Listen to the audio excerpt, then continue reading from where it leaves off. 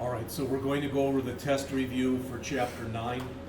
Remember, Chapter 9, the written test will be Monday. After we go over the written test, we're going to quickly go over Chapter 10. And then the hands-on test, even though it says Monday here, will be Tuesday for the entire period.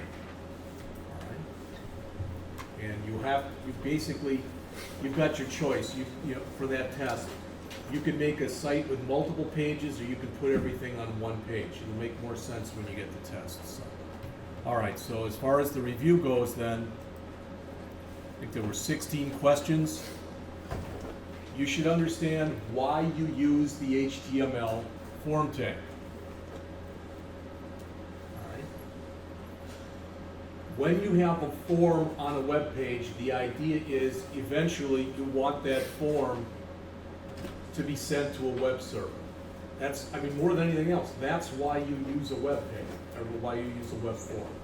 Because you want to be able to send information to a server, and almost always that information is going to be housed in a database in a server.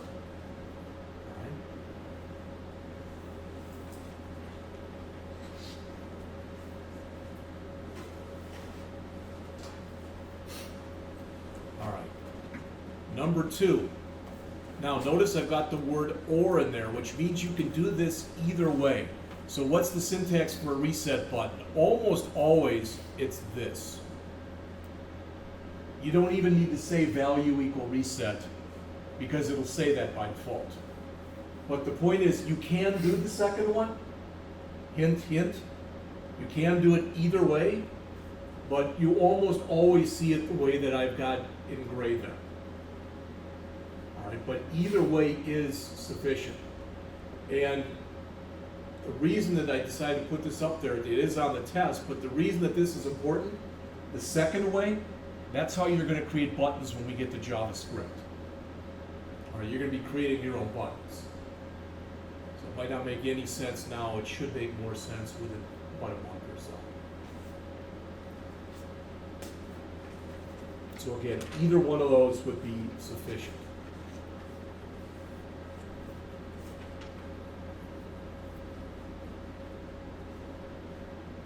All right. Number 3. What's the syntax for the form tag? We already know what the form tag is. We went over that. Here's the syntax. At a minimum, you should say method equals and either post or get, and then action equals.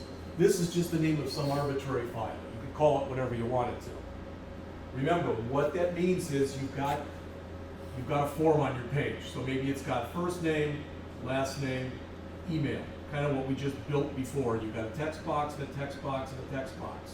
And you've got a button here that says submit. When you click that submit button, that's the file that's going to be called. Does that make sense to everyone? That's exactly what's happening when you do that. I mean, it's one thing to memorize that for a test, but it's another thing to have an idea of what's happening when you call it. If you remember in the example we looked at earlier, when we went over the Path of Light Yoga Studio, that was where we went out to the actual developer site. And it came back and it gave us the information. It said the name we put in there, the email address that we put in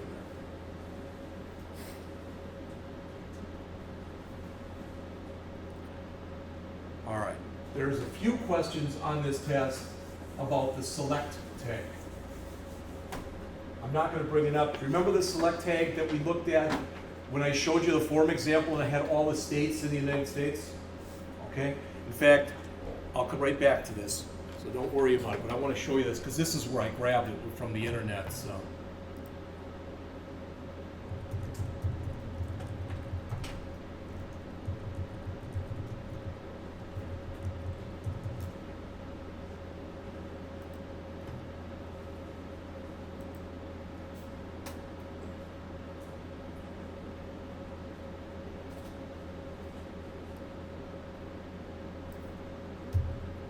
Take it and throw it here into Notepad++. All right. Now we don't need every state that's in here, so I'll stop at Missouri here, and we'll just grab all the rest and we'll just cut them for right now.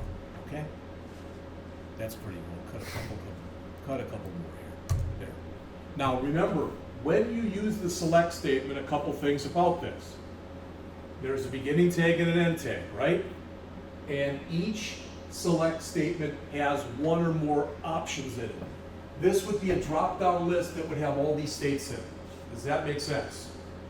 This that you see right there, that's what actually shows when you click the drop-down list. This, where it says value, that's the actual value that's associated with it. Almost always, value is going to go into a database. All right? So basically, if you have an understanding of that, I'll go back to where we just were. All right, so the select statement, it can show, you can have a value, etc., as we put in it. This is an important thing too. I mentioned this the other day, and I said, for example, if I had a summer home in Florida and I had a home in Missouri and I chose multiple up there, that would mean I could choose multiple states. All right? When you choose multiple, that allows you to hold down on the control key and then click on as many things as you want to. So the point is, the select allows you to use name, ID, multiple. Yeah, I really should have put it, rather than or, that probably should say and selected. Right. So remember that those are the 4 possible things that you can put in there. None of those are mandatory. All right. You typically see usually all of them. Maybe not multiple if you don't want to allow multiple. All right. Do you remember what this did? We looked at this example before. I showed you this example yesterday, that if I typed in selected right there, does anybody remember what that does? That's the default. So the drop down now, instead of saying Alabama, the first one in there, if you say selected, the drop down now, when it first comes up, will say Missouri. That's what the selected means. All right. So again, multiple means that you can make multiple selections, and name and ID are just what you're going to call it. We talked about this yesterday. Name is used for server-side languages. You'll be using name more next year. ID is used for JavaScript. And it's for, if you remember, I told you it's for that thing that's called get element, and this is case sensitive, by ID. You're going to become much more familiar with that command than you probably want to be between now and the rest of the semester.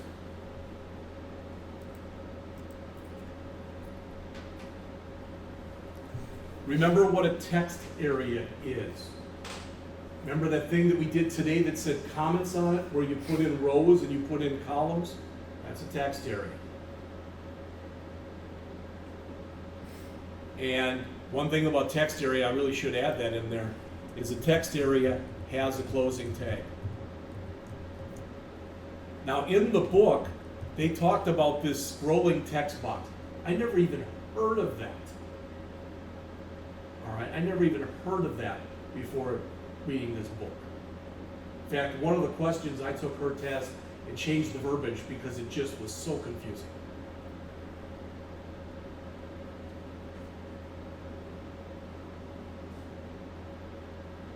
But when you set up a text area, you don't have to put in rows and columns, but if you don't, it's very small. So if you want it to be bigger, I don't know if you remember that yesterday, when we went through the form example, I went and changed the rows to like about 30 and the columns to about 50, and you saw that the box went from this size to this size when we did that. All right, so the rows is vertically how it expands, the cols is horizontally how it expands. Questions on any of those first 5?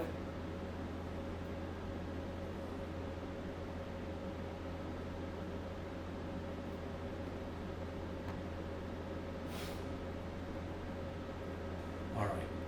The HTML size attribute is the size of an element. So in other words, if I say size equal 10, if I do that, it might make me a text box that's about this big. If I say size equal 20, it should make me one that's twice as big as that one. Does that make sense? It's physically how big the box is drawn on the screen.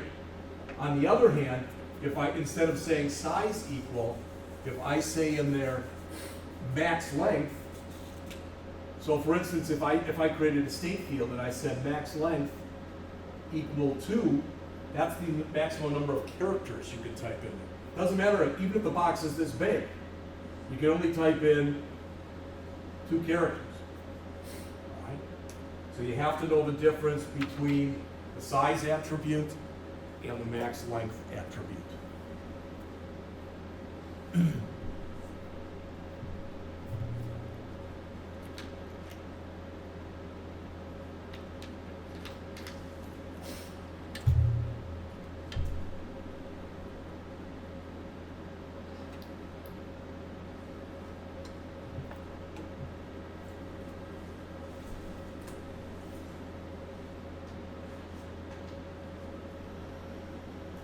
All right, what's the difference between checkboxes and radio buttons? Again, we went over these yesterday. Checkboxes can have more than one input. I gave you the example yesterday, you've seen this before. Bold, italicize, underline. You can choose none of them, one of them, any two, or all 3. On the other hand, we looked at the example where we said full-time, we had a radio button, and part-time, and we had a radio button. And I mentioned these are called radio buttons based off of the old idea of an AM radio. So whereas checkboxes, you can have more than one selection, with radio buttons, they're known as being mutually exclusive. In other words, if I choose this one, I can't choose that one. If I choose this one, then this one turns back into that. Okay? And if I create a radio button group, hopefully you remember this from yesterday, the name has to be the same. So in other words, if I call this work status, this would be name equal work status, so would this. What would be different would be the ID. The ID on this might be full-time or FT, and the ID on this might be part-time or PT. But remember that the name attribute for each radio button in a group must be the same. That's what tells the system they're a group.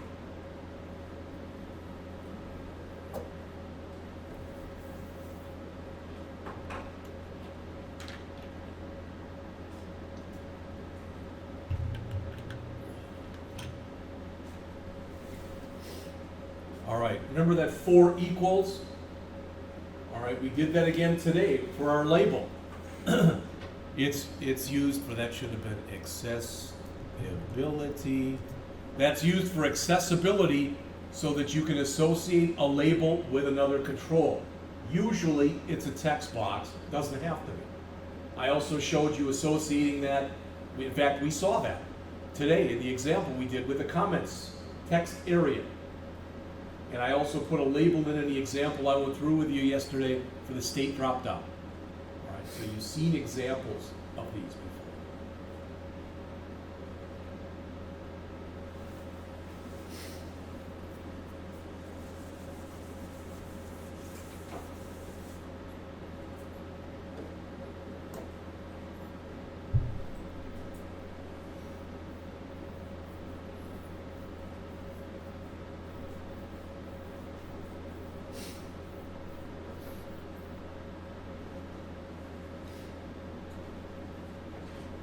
Any questions on any of the first 8?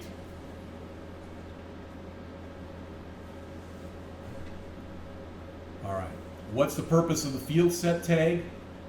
The field set, remember, it visually groups things together. You just did that on the forms that you did for the homework.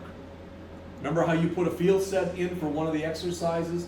The examples that I showed you yesterday, we had name and address info in one field set, and we had whatever it was, contact info, I think, in the second field set.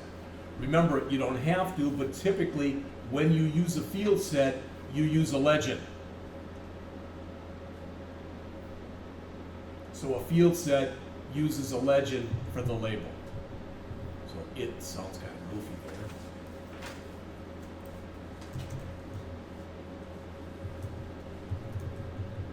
So a field set uses a legend for a label. You are asked on the test what a field set is. You're asked on the test what a label is. All right, that should be sufficient, I believe, for what's in there.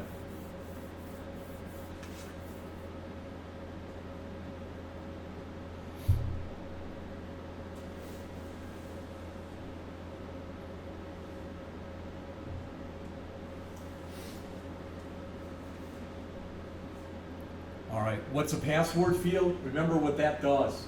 It puts usually little black dots, black circles. Sometimes it's asterisk, but that's more the old way it used to do it. So in other words, it disguises, for lack of better words, all right? So you don't see so if it asks for your password is hello, it doesn't show HELLO, it shows black dot, black dot, black dot, black dot, black dot. And it's an input type, so you say type, we've always been saying input type equal text. You say input type equal password. I think the key word in there is disguises.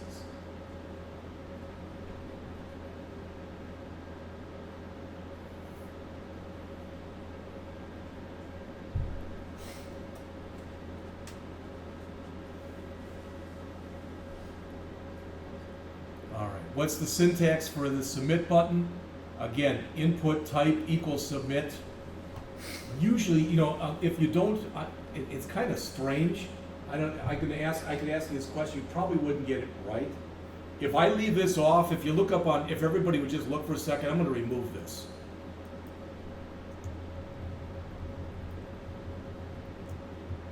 So if I leave that off, that's okay. You can do it just like that. That's what you need. Typically, if you leave that off and you don't give it a value, believe it or not, the word it puts in there is query. It doesn't put the word submit in there. By default, it puts in the word query. Somebody set that up a long time ago. When you ask questions to a database, it's known as a query. So there might be some kind of tie-in with that. I really don't know. All right. But remember, it's input type equals submit. This is the important part to remember, is right there.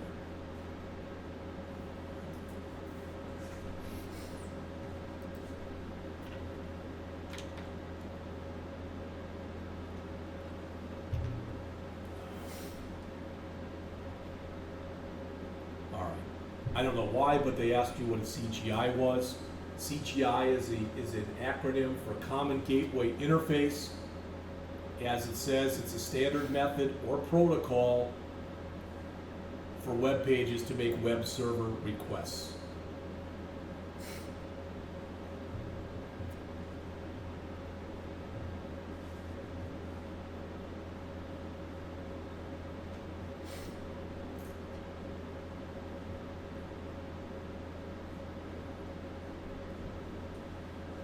What's the spinner control used for?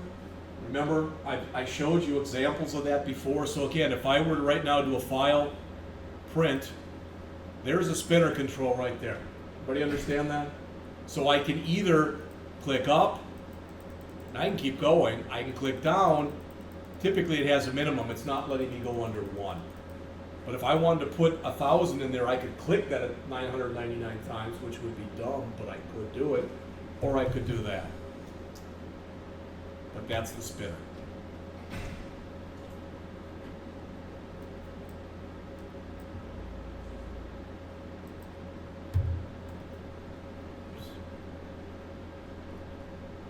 So again, a number that configures a numeric value.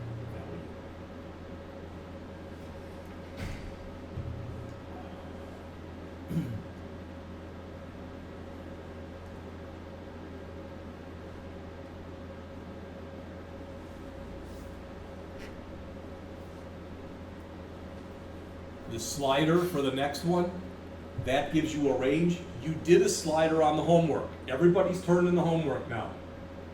All right, you had that slider that you put in that had a rating that went from 0 to 10. So it's a range attribute, and typically you specify a minimum and a maximum. All right.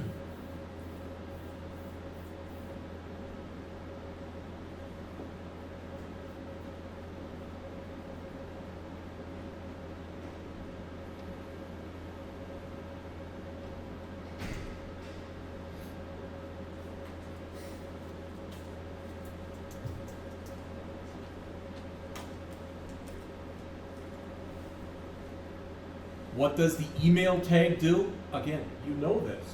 It validates that your email address is a valid email address. So it's done for validation. Remember, if it's an older browser that doesn't support it, it just shows it as a text box. But if you say type equal email, you just saw this on the Path of Light Studio. All right? So it does validate. If the email address that you put in is not considered to be valid, it does not allow it to be inputted. It'll give you an error message on the side and tell you that you gotta fix it, for lack of better words.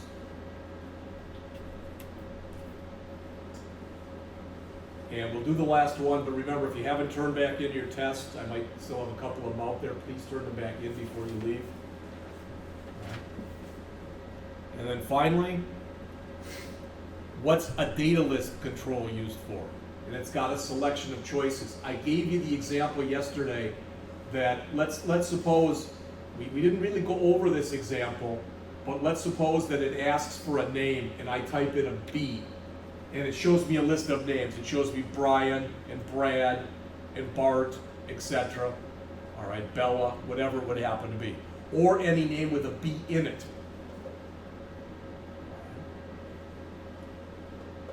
So like Robert, since there's a B in it, it would show.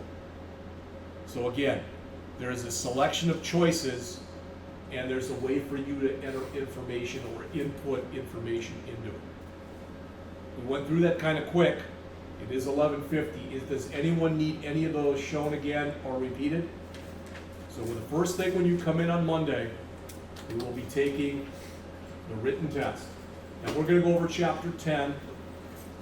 You've been doing these written tests fairly quickly, so if you're done with them by 8:30, by 9 we'll be done with Chapter 10. All right, then you get a break in, and the rest of the period is going to be yours. But again, Tuesday will be the hands-on, all 4 hours. All right, have a good weekend.